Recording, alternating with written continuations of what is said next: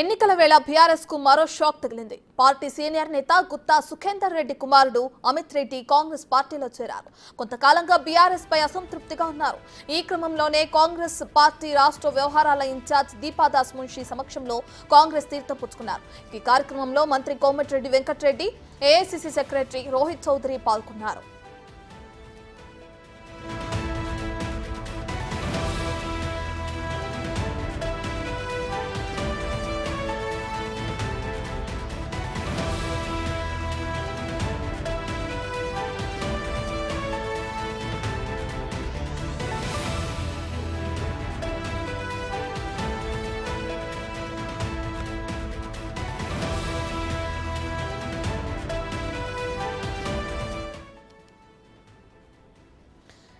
ఎన్నికల వేళ బీఆర్ఎస్ కు మరో షాక్ తగిలింది. పార్టీ సీనియర్ నేత గుత్తా సుఖేందర్ రెడ్డి కుమారుడు అమిత్ రెడ్డి కాంగ్రెస్ పార్టీలో చేరారు.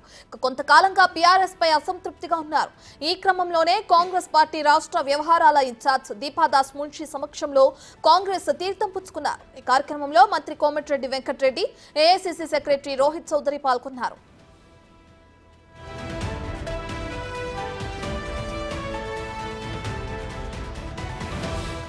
ఇదే అంశానికి సంబంధించి మరింత సమాచారాన్ని మా డిప్యూటీ బ్యూరో చీఫ్ సాదిక్ అందిస్తారు. సాదిక్, అటు సుఖేందర్ రెడ్డి కుమారుడు అమిత్ రెడ్డి కాంగ్రెస్ పార్టీలో చేరడం మనం చూస్తున్నాం. అయితే ఎప్పుడైతే కాంగ్రెస్ ప్రభుత్వం అధికారంలో వచ్చిందో దాని తర్వాత ప్రతిపక్ష పార్టీల నుంచి భారీగానే చేరికలు జరగడం కూడా చూసాం. అయితే ఇప్పుడు అమిత్ రెడ్డి కూడా కాంగ్రెస్ పార్టీలో చేరారు. ఆయన అసంతృప్తిగా ఉన్నారు ఆ బీఆర్ఎస్ పైన కూడా తెలుస్తుంది. అసంతృప్తికి గల కారణాలు ఏమై ఉండొచ్చు అంటారు? రత్న, బీఆర్ఎస్ పార్టీకి పార్లమెంటు ఎన్నికల కంటే ముందుగా షాకుల మీద షాకులు ఇస్తున్నారు ఆ పార్టీకి సంబంధించిన ముఖ్యమైన నేతలు, ఎమ్మెల్యేలు. ప్రస్తుతం అయితే నల్గొండకు సంబంధించినటువంటి గుత్తా సుఖేందర్ రెడ్డి చైర్మన్ గా ఉన్నటువంటి అతని కుమారుడైన గుత్తా అమిత్ కొద్దిసేపటి క్రితమే కాంగ్రెస్ పార్టీలో చేరడం జరిగింది.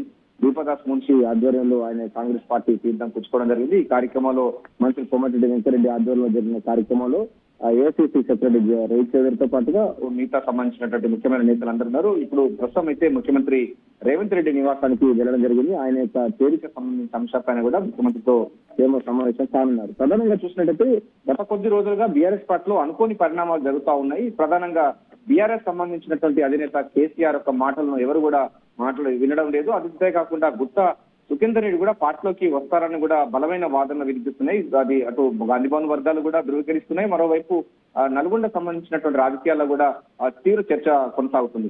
ముందైతే గుత్తా అమిత్ అయితే కాంగ్రెస్ పార్టీలో చేరాలి. ఆ తర్వాత గుత్తా సుఖేందర్ రెడ్డి కూడా ఈ మధ్య కాలంలో 2-3 రోజులు ఆయన కూడా పార్టీలోకి మారే అవకాశం ఉన్నట్టుగా కనబడుతుంది. ప్రధానంగా చూసినట్లయితే గుత్తా అమిత్ కూడా అటు నల్గొండ, అదేవిధంగా భువనగిరి 2 పార్లమెంట్ సెగ్మెంట్ లో కూడా సీట్ కావాలని కూడా ప్రయత్నం చేయడం జరిగింది.